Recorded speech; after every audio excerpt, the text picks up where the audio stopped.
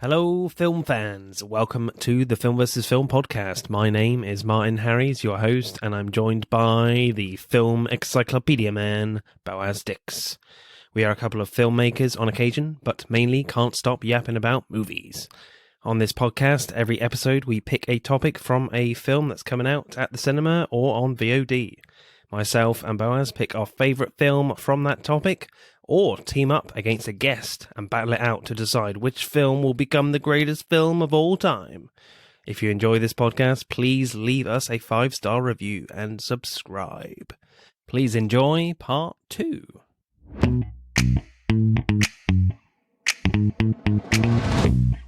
Hello, we are back for part 2 of high concept horror movies. So I guess you can probably tell we might sound a little bit different because we're recording this part on a different day.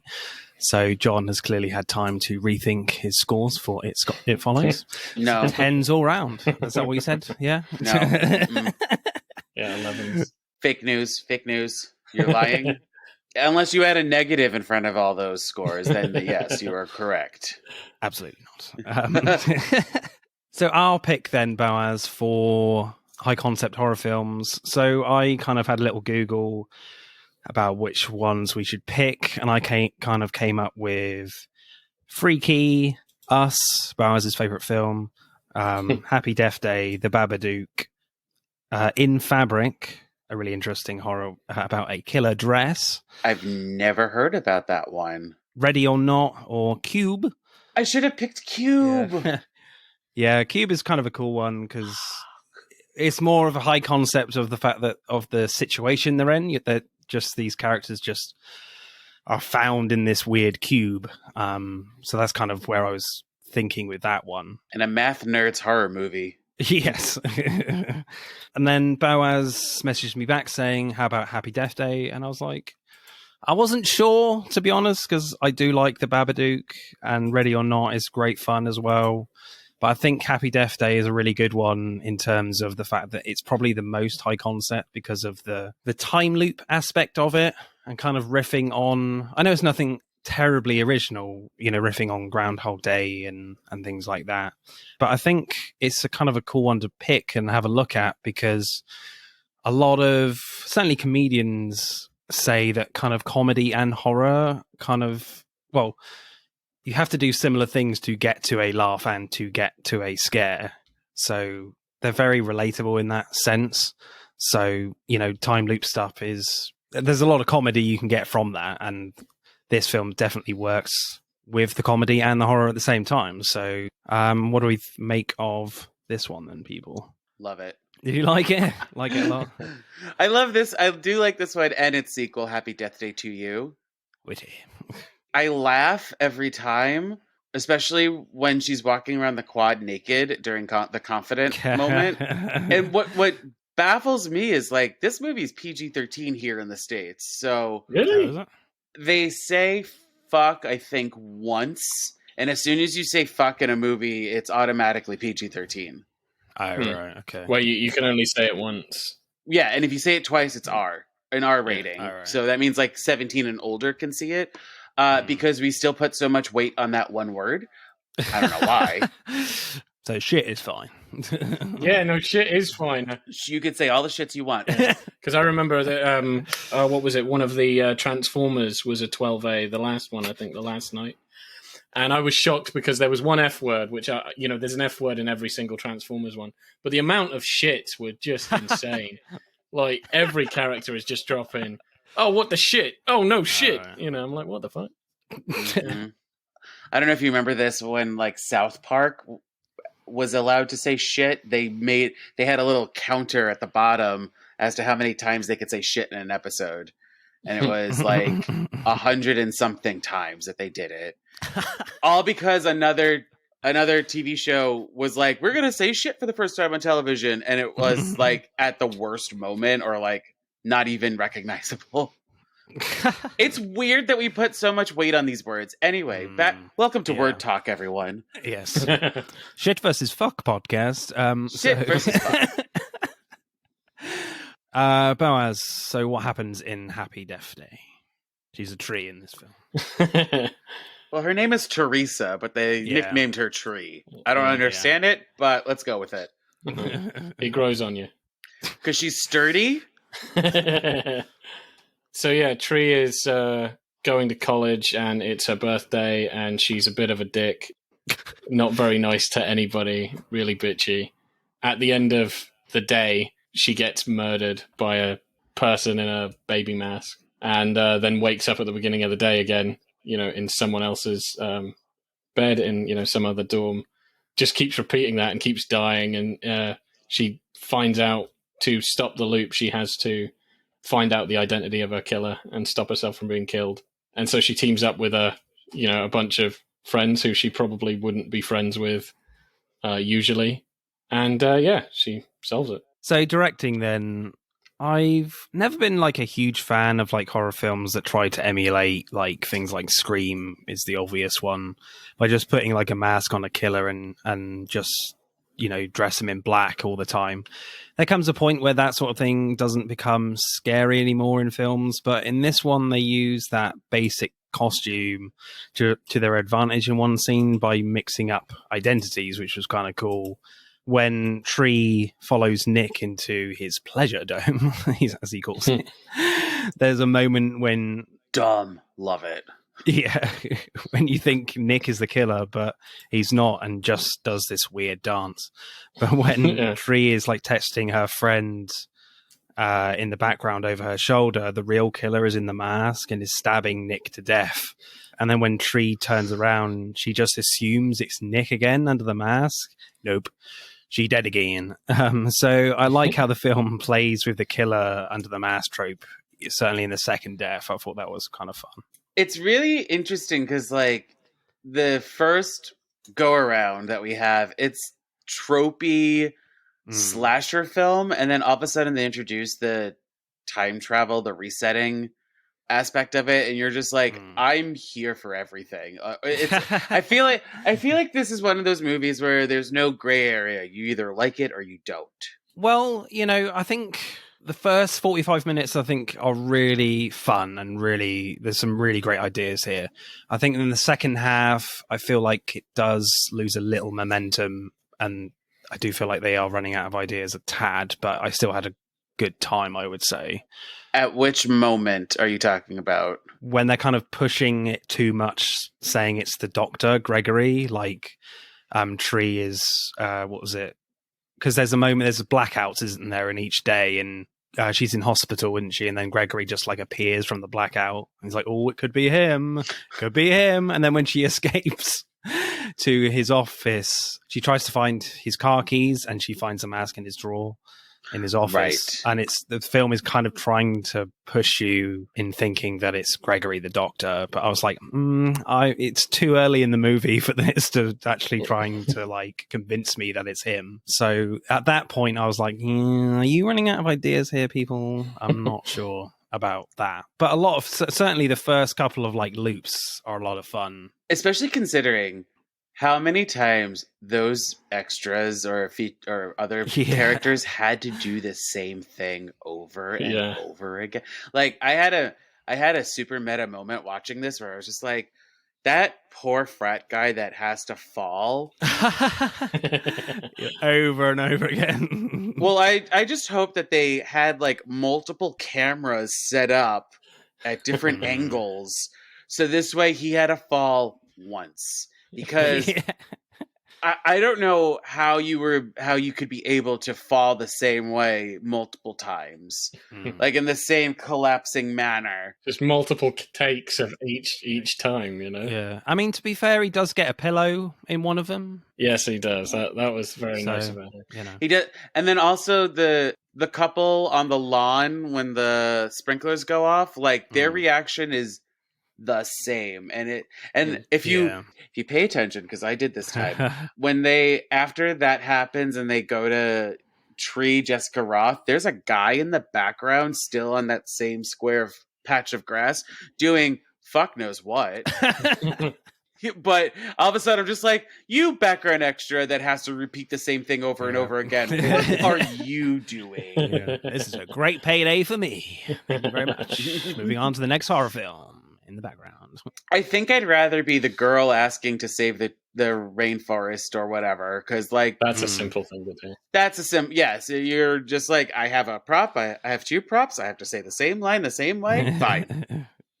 I go from one mark to another. Great, we got this. I think in terms of like, as we're talking directing a little bit, like there's not a massive amount of like creative stuff here, I wouldn't say. Oh God, no. From Christopher Landon, the director. But I think it's in the fourth loop when Tree like is truly like freaking out that she's kind of lost all hope, and she's walking along the path at the college, and the camera goes all wobbly for a bit and blurry, and then just spins around all around her. That was some kind of cool visuals to show she's kind of freaking out, just like an extra layer other than Jessica Roth doing a lot of, you know, the narrative through her acting. So that was fun. But yeah, I think it's fairly basic and very much, you know, the rhythms of how the editing works is very typical slasher film stuff, I would say. It definitely plays with it, with the conventions as well, but it's pretty fun. Boaz, you got a favorite scene or favorite shot? My favorite shot is the time where she dies by getting hit with a baseball bat. I mean, that whole setup in the scene is really funny as well, because she hits the wrong person with a baseball bat. It's like, oh my God. Yeah. And then the killer's behind her, hits her with the baseball bat. But I love it that it cuts to her falling just as she's being struck, and then falling into bed, you know, at the start of the loop. And I'm like, man, that was a fucking good visual. I'd have liked to see, like, I mean, it's fine having one of those because that stood out to me, but you could have done that a few times there. But that was a really good visual. I like that. I also wrote that one down. I wrote a couple options. That one was one of my options. I'm going to say it's her walking around naked in the quad. Just like, well, because that's when she realizes, like, who cares? Do whatever the fuck you want. Yeah. And I read that Jessica Roth, like, actually walked around naked. Really? Yeah. They were only going to show her from like the clavicle up, or like the worst you see is her booty crack. But like, she actually walked around naked just to like be liberated and free and get into the character of Tree. So, Awesome. I mean, they have the great song choice for it, which that might not be under directing, but we're going with it. And like, you get to see a different reaction from the extras while she's doing the same. Like, they're all doing the same thing, but like, instead of completing their initial task of like asking to sign the petition or kissing on the quad, they're just reacting to her making out, and all this other stuff is happening too. That's supposed to be on cue. It's great. I love this movie. When you said this one, I was just like, damn it, they picked a good one. I like the scene as well where she gets arrested and the killer, like the babyface killing guy, that's a great one too. Like runs into the fucking officer. Like, that was cool. Oh, what, the car? Yeah, the car just bang. I also liked when she realized Tim's gay. Yeah. I don't know why. It's kind of, it's a little bad. I get it. It's like, well, her acting in that when she's looking, you know, peeping her head over the window, that was great. Yeah, when she's just like, see the gay porn. Yeah. So my favorite scene is when like the first death is actually quite well done. It messes with your natural viewing rhythm when the killer jumps out, which we've kind of talked about many times on this podcast. But I like how they show that Tree is like an intelligent character when she sees the cake in the underpass again. She's like, nope, I ain't going down there again. So she goes home, and then like there's a semi jump scare when you see the killer in the baby mask. You know, Tree just lays him out, but I love how it's revealed that it's like a surprise birthday party where all the lights come on suddenly and everyone's in shock, and that she just, you know, that she just punched the guy in the mask. That was her friend. You know, that made me laugh out loud. That was just a great, like, cheap laugh, I guess. But I laughed my head off at that one. That was funny. I also appreciate that second go around because, like, we've all experienced deja vu to some degree, and so you're just like, this is oddly familiar. It does feel like it's a very natural thing to do. Like, yeah, well, no one's going to be in a time loop, but when But, you like, have that deja vu situation, yeah, but something bad happened the first time, yeah, there's no way I'm going to go down that route again. So that was kind of nice to see that, yeah, in a film like this, where it very much easily could have gone like, ooh, it's the cake again. Let's walk down the underpass. See if something different happened. Oh no, you're dead again. So, Right. So I did appreciate that, to be fair. Yeah, definitely. I was gonna say, plus they get the creepy little doll thing. Yeah, that's good. yeah, I remember that. Sorry. Like her stunt double, I hope she got paid a lot. Like, she gets thrown a lot, like, really hard into, like, cupboards and fucking beds and just about everything. So directing score, John, what are you going for? 10. 10. 10's across the board for that one. Okay. Are you sure? Fine, 9. All right, okay. We give it a solid 9. We strive for perfection, but we didn't get it. What we did get was a fun ride. Yeah. Boaz, what should we go for? I'm not sure there's anything particularly special about the directing, if I'm honest. Yeah, it's a fun ride, but 7 or lower. 7.3. Should we go straight 7? 7.1? Yeah, 7.1. 7.15. Go in the middle. Oh no. The baby doesn't agree with you. Maybe you guys should go higher. Yeah, I think maybe you should go to like a 9, a 9.2. The baby quieted down when I said 9.2, so it agrees with me. Yes, she did. Yeah. Right, screenplay then. So when Tree is in bed in the hospital scene and Tree is talking to Gregory, like the doctor is showing Tree her scans and she's all beat up, like every wound she sustains makes her body weaker in the next loop. And I liked that a lot because it adds another layer of stakes that she will die for real at some point and that the loops are not necessarily endless. But at the end, her injuries never felt like a factor, which was a shame and a bit frustrating for me because obviously at the end, she kind of has this showdown with, well, near the end, she has the showdown with who you think is the real killer, an actual serial killer. And there's like a blackout moment in the hospital hallway and she's on the floor. And then when the blackout happens, she moves really quickly unseen, like right behind him. And I think she shoots him. With the safety off. Again, a very typical gag, I guess. But I feel like, that doesn't add up with what they were saying in that scene with Gregory. She was explaining to her that your injuries are getting worse and worse, quite serious. So I'm just like, that never felt like a factor. So don't worry about it. Don't think too hard about it. Just have a fun time. Because this is what I was missing from It Follows, where Carter gets murdered by the serial killer, and all of a sudden she's just like, she's about to kill the serial killer. She has a great moment to kill him, but she's like, wait, but Carter's dead, and I need to close the loop to start again or like reset the loop because like I don't want Carter to be dead. And so that's what I was missing from It Follows. And I'm glad we got it in Happy Death Day because that raised some that's some character growth, that's some stakes as well. Like it's kind of the trolley problem in a way where, do you kill 5 people or 1 people with a with a rolling trolley? And it's like, so does she save herself, but Carter is dead, or does she kill herself to reset the day, knowing what she knows now about this time and using that to her advantage for the next life? Yeah, I mean, I did find their relationship quite cute and sweet between Tree and Carter, but I don't know.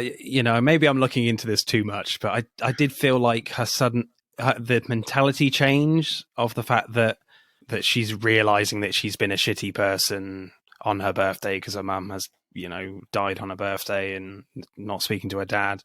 It was a bit jarring. I didn't think the mom died on her birthday. I thought the mom died, but they shared the same birthday, so it's always like, oh, okay, all right. It's always difficult to think about it. Kind of a similar thing, I guess. But what I'm trying to say is I did feel like her mentality change, realizing that Carter wasn't going to come back again in the next loop, or if she ends the loop, he'll be dead, was a bit jarring to me. But I think my major problem with that part of the film is the fact that when she sees her dad soon after that was annoying, because the only time I felt like I knew who that person was when Tree was like, "Oh, I'm sorry, Dad." I'm like, "Oh, okay, that's your dad. Okay, fair enough." So I did feel like it was a bit like, okay, we need like a scene. We need to shoehorn a scene in, like a really heartfelt scene to make us really care for Tree. I didn't quite buy that, to be honest. How dare you? I mean, I felt nothing. I'm like, yeah, I don't really care about your dad, but meh. What I liked about the screenplay is like, whatever variable she does to change things slightly, they still would say the same thing. So like, what I'm thinking of, wait, is this in this movie or in the sequel? I can't remember. Is there a scene in this movie where, so Danielle comes in all prepped with the rollers on, wearing her jacket or whatever, or dresser, and she says like, what time are you going to the party? But then later in the film, just is this one where Tree like blocks the door with a dresser, and Danielle still says the same line through the doorway. Yeah, through the door. I think so. So like little details like that, I was just like, this is pretty smart, because like it just goes to show you that no matter what, they're still going to say the same thing. Like you're still going to experience the same events in the loops. So yeah, I appreciated it. I mean, what did you make of like the mentality change Boaz in the film and like the dad scene? Did that work for you, or was it? Yeah, I didn't really have too much of a problem with it. Oh, just me then. Okay. Yeah, the dad thing I didn't mind so much. I kind of did find it is a cliche, but I don't think it came out of nowhere. I mean, it had set up, so she keeps ignoring her. Well, the only thing you have is like her dad trying to call her at the start of each loop. That's it. Yeah, and she just keeps ignoring him, like through. It's not just one loop. She just does keep ignoring her dad, and won't really explain it. But you don't see him though until that particular scene. No, you don't see him. Yeah. Right, but you do hear his voice, because in that scene I was talking about, when she's on her bed and Danielle comes in being like, what time you go to the party, you do hear her listen to her voicemail, and her dad is like yelling at her via voicemail, being like, I waited for you at the restaurant for hours. So there is some setup that I guess you... Oh, are you hate watching this like I did hate It Follows? No.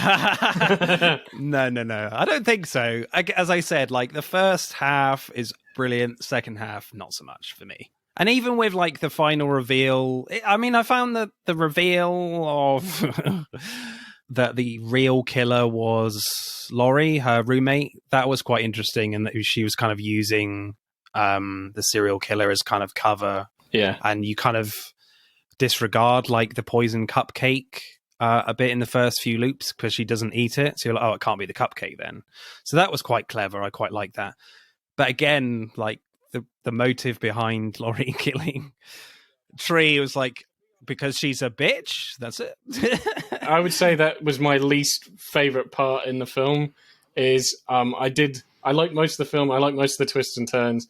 I like the cake setup and how she figures that out, and that it's her friend and everything, or roommate.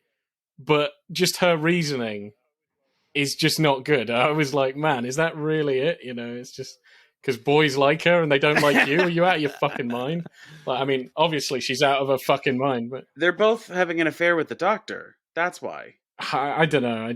I wasn't even particularly connected to the doctor, so I don't know. It just felt a bit like, I don't know. It was a petty reason to do it, so I was like, this is a bit weird. What we're not getting is a lot of backstory in a way, because like we don't really know about like how Carter was at that party that Tree was so blacked out drunk that he took her home. Like, I think we needed to see the night before in order to set up this, but I also don't think we needed to, because we get enough of that. Like, you were drunk, you've been a bit, like, we do see her be a bitch for like the first 3 or 4 loops or whatever. Yeah. But like, wouldn't you be a bitch if you're like repeating the same day? Yeah, I guess so.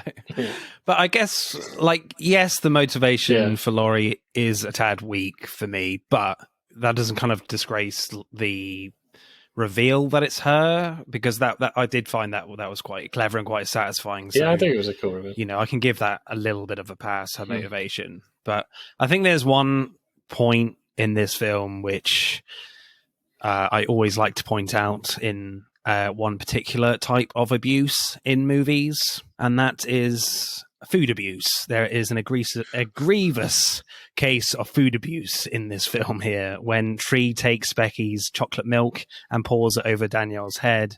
Yes, it's funny, but I was like, that is such a waste of delicious chocolate milk.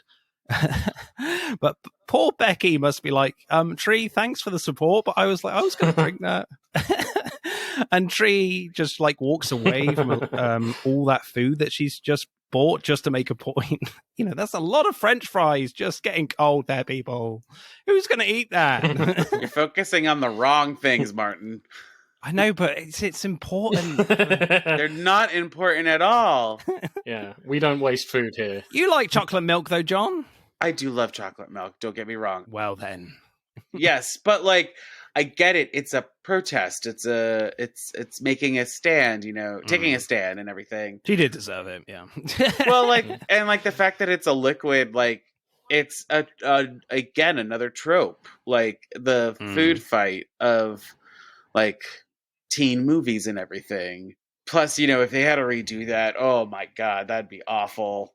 Spend like an hour plus to get that out of the actress's hair.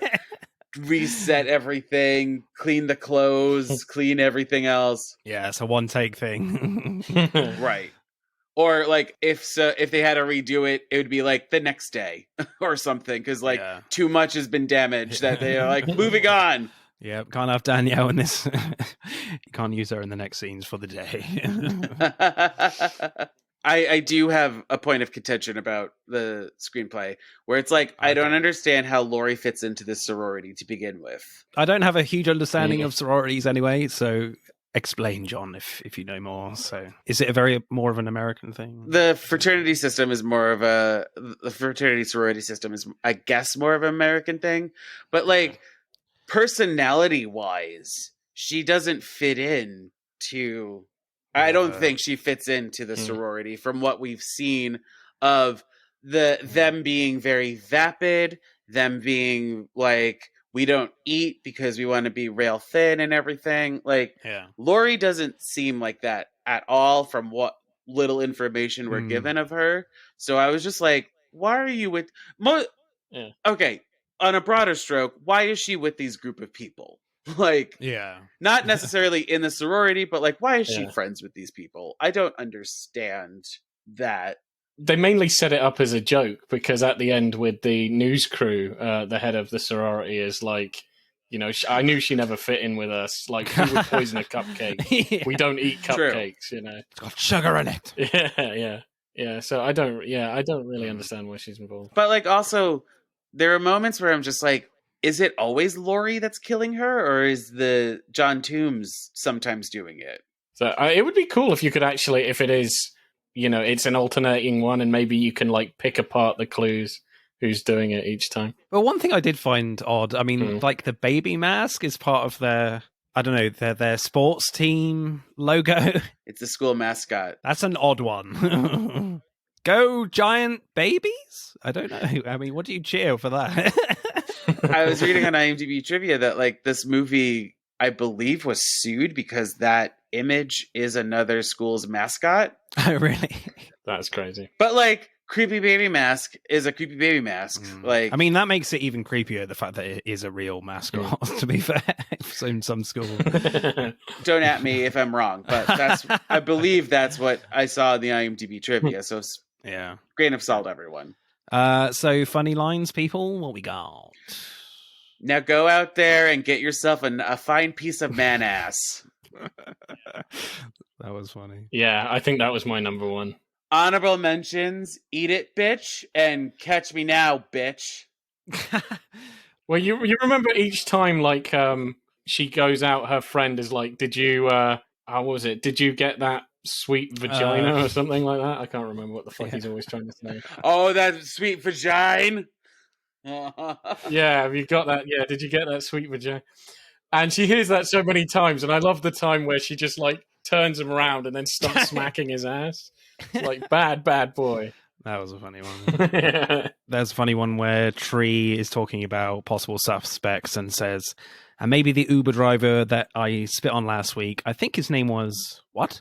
Nobody's perfect, after Carter just gives her a little weird look. It's amazing. One I found actually really funny.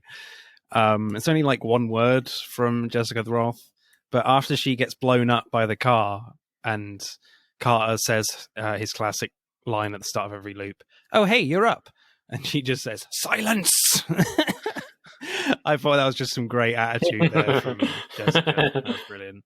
But I think my favorite line has got to be, again, another Tree and Carter exchange where Tree has just explained like what's going on, that she's stuck in a time loop, etc. And Carter is looking at Tree weirdly, and Tree says, "Will you please stop staring at me like I took a dump on your mum's head?" I thought that was just like, what the hell? Yeah, I remember that. That was funny. So, screenplay score, John, what are you going for?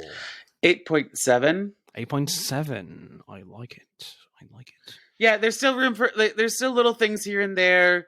There's still some questions I have, because this is only, like an hour and a half, hour and 40 minutes long, something like that. It's not a long movie. It's a 90-minute film. We could have added a few more moments to answer some questions. Possibly, yeah. I wouldn't add too much, like 5 minutes or so. Yes, like, describe, like, how Laurie got into the sorority or is friends with these people. Maybe beef up a little bit more things here and there that we were just talking about. So, a solid 8.7. What do you reckon, Boaz, for screenplay? I think as like a time loop movie, not necessarily just as a comedy or a horror, I think it's really good, to be fair. With the horror and comedy stuff, in the film as a whole, I do like it a lot. Again, that first half is great. Second half, not so much. So I would say maybe like a 7.7, 7.5. What do you reckon, Boaz? 7.8. Am I hearing an 8? 8.0 from you guys? Is that what I'm hearing? 7.8. A 10? I heard a 10. Absolutely not. 70. 70. 70, yes. 70 out of 10. So, acting then, people. I mean, I think one of my favorite moments from Jessica the Roth was when she's leaving Carter's dorm room for like the first time, and his friend runs in and says, "Dude, did you hit that fine vagina or what?" And then she just turns around to give Carter that the best "you're an asshole" smile you'll see in this film. And it's just like the way she just turns miserable right after the smile is just so well done. Like the annoyed face she pulls after she gets stabbed during the montage scene is funny too. It's like, oh my God, really? And then just falls over. I think she's brilliant in this. She's got great comedy charms. I have to say too, like, not just her, but everyone else having to repeat the same things over and over again. That is probably hard to say the same line the same way every time. Like, I get it. Probably like the interaction with her and Carter in the beginning is always like, especially when it's the same inflection, they may have just used the same take of his. Yeah. But I don't know. That quad scene just blows my mind thinking about how they did it. Because, like, I read that it took them 2 days to film all of the sequences. Really? 2 days? Is that it? Well, they probably did it in chunks where it was Or unless they did one continuous shot and then just kept going, like kept cut editing and things like that. I agree that Jessica Roth does carry this film very well. She's very charismatic. I know we're supposed to go on a journey with her, so like we kind of don't like her at first, but then at the end we're supposed to like her. So like, and she has great facial expressions. I'm thinking of when she's a bitch in the first one and she blows out the candle, like, you know, like, oh, why are you annoying me and everything? I'm leaving now. Yeah. So I think, you know, everyone's doing a stellar job in this movie. Yeah, I think Jessica Roth, yes, she doesn't have too much to work with in terms of like that scene with her dad, but she's really acting her ass off to make that scene work as much as she can. So I'm not sure about the dad actor. Not amazing from him. Well, you only get like one scene with him. If you watch the sequel, he's in it more. Oh, really? Okay. Yes. Israel Broussard, who plays Carter, I thought was actually kind of cool, like not acting too much more ahead of Jessica Roth, if you know what I mean. So I thought he was kind of a nice counterpoint to Jessica Roth in this film. As I said before, like their kind of relationship was kind of sweet. Danielle is so stereotypical, but so funny. She is so funny, that actress. Rachel Matthews. I think she does a great job at being the tropey villainous woman, bitchy girl, bitchy college girl, whatever you want to say is her character type. Like she does a great job at it. And like being a one-dimensional character, I feel like it's fun to do, I would say. It's fun, but also probably a little hard because you're just like, well, I don't have backstory as to why I am this way. Also, I don't have an arc, so I'm just a bitch the whole time. Yeah, I mean, it's very much a performance of like, yes, it's very one note, but it's a great one note, and she's like, yeah, I'm gonna act this one note as much as I can, you know, for this character, and it works really well. You know, there's no complaints there from her at all. And like the doctor is whatever, his wife is whatever, John Toombs is whatever. Like, but they're all serving their purpose. They're all doing it. They're all doing their job. Like, you know, I think it's really like three characters that make this movie, and that's Tree, Carter, and Danielle. Yeah, I guess Ruby Modine, who plays Laurie, as you said, John, she doesn't really kind of fit in with the sorority, but I never really guessed it was her, like certainly through her acting. So I guess she does a great job there. Yeah, I like when she confronts her about it, and then she turns all evil and stuff. But I didn't think that was that corny. I thought it was pretty cool. I was like, oh, she's pretty cool at being an evil, crazy bitch as well as being incredibly kind and nice. So I mean, who did we think it actually was when we first watched this? I honestly don't know. For me, I thought it was Carter. I'm like, this kid is too nice and too understanding. Whoa, man. That would have been a great twist. Yeah, I didn't even think that. That would have been cool. Yes, I really like their relationship, but I think maybe I was influenced by the latest Scream film. You guys... yeah. You seen that film, people? Oh, yeah. I won't spoil it here, but I was kind of feeling it was Carter because of that film. So that was in my head a little bit. But yeah, I didn't see it coming that it was Laurie. And also, you know, throughout watching it, when like kind of the fake out reveal that, oh, it's, you know, when Toombs takes his mask off, I never really felt like it was actually Toombs for real. I'm like, hang on, this doesn't add up. There's something more here to this film. Because there was like no personal connection at all with Tree. So, I mean, I've seen this movie so many times now that I don't even remember the first time, like who I thought it was. But like they give you a great range of suspects. And like one of the suspects is Tim, a character who literally has one line in the quad sequence, you know, being like, well, you don't text me back and whatever. So the fact that he was a suspect, I was like, okay, this is interesting that we're like tertiary characters, like not even secondary. Like Tim's a tertiary character, and we're getting a little bit more about him. And like, I mean, I probably would have thought it was Danielle. Yeah, I think I would have thought that. Yeah, what kind of like a bit of a double bluff kind of thing. Like it's the obvious. It is very much the obvious choice, I would say. But Well, they also set it up too because doesn't Tree during that party the night before make out with somebody that Danielle was hoping to hook up with or whatever? Yeah, because I think she even mentions that to Laurie. She's like, the first time she goes up, and she's like, Danielle's being ultra nice to me, or some shit like that. And she was like, oh yeah, in the party you made out with her boyfriend or something. And so she was like, well, I guess she didn't remember. So because she was confused, and I said, well, Laurie was like, she was really drunk as well, so she probably can't remember. And then you're thinking, I don't know, maybe she still holds a grudge. so, favorite performances, people? Are we going Jessica Roth throughout? I said Rachel Matthews.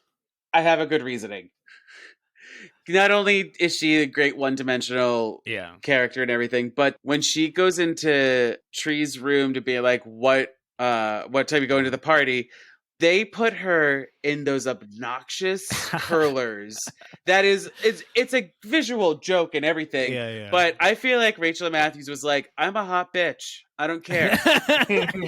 Doesn't call attention to it. Obviously, she's getting ready for the party, but like, I think it's funny, but also like a true commitment for her to be like, yes, I'm wearing these ridiculous rollers in my hair and I look fucking hot. What?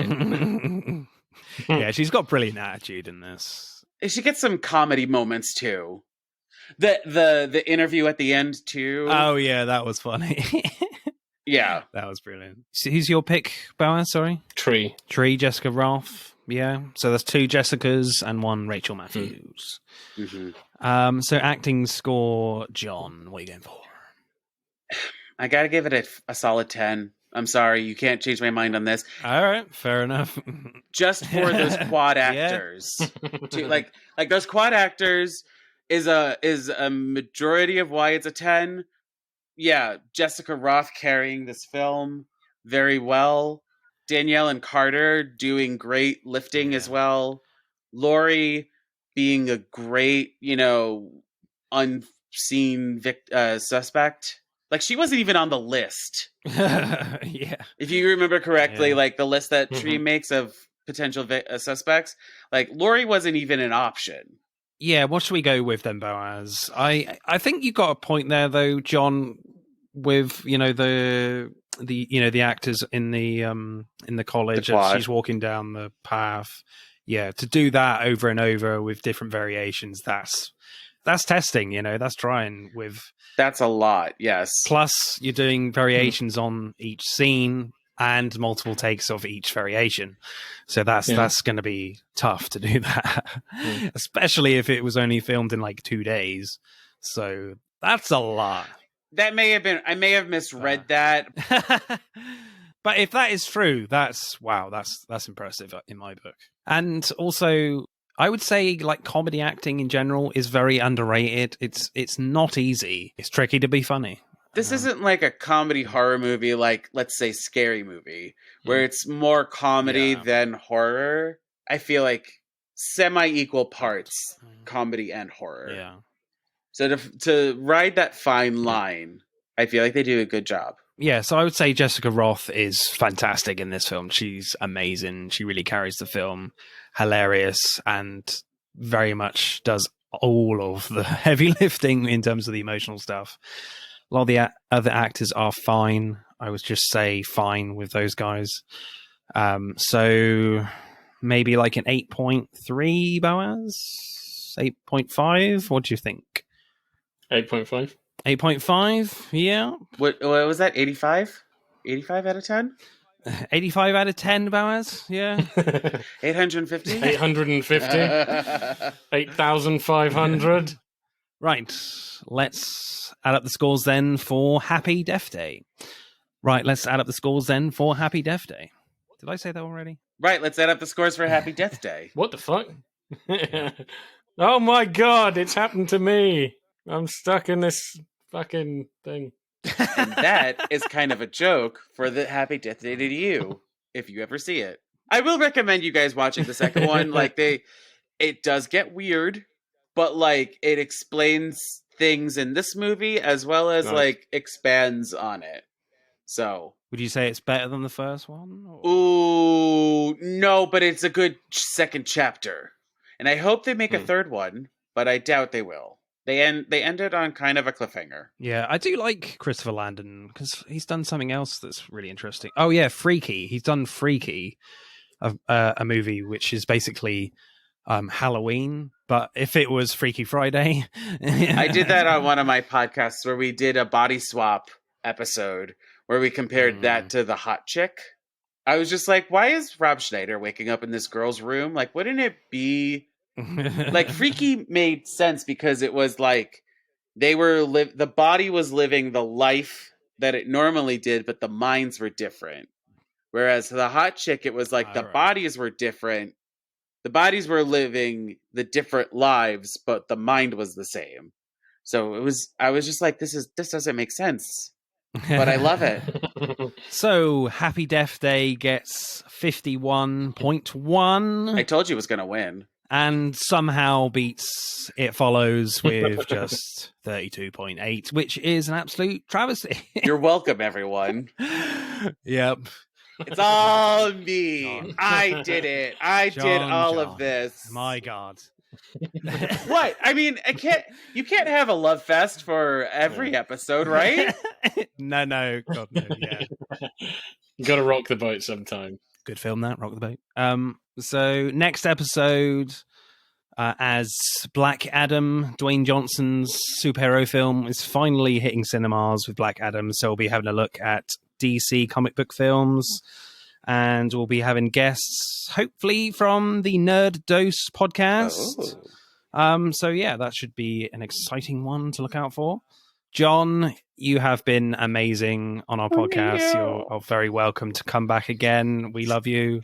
Let's do another topic where hopefully I won't shit on a movie the entire time.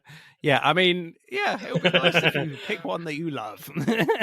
I gotta say, when you told me high concept, I was just like, I don't know how to define what this is. Yeah, I think it's a very new term that kind of critics and fans are coming up with still.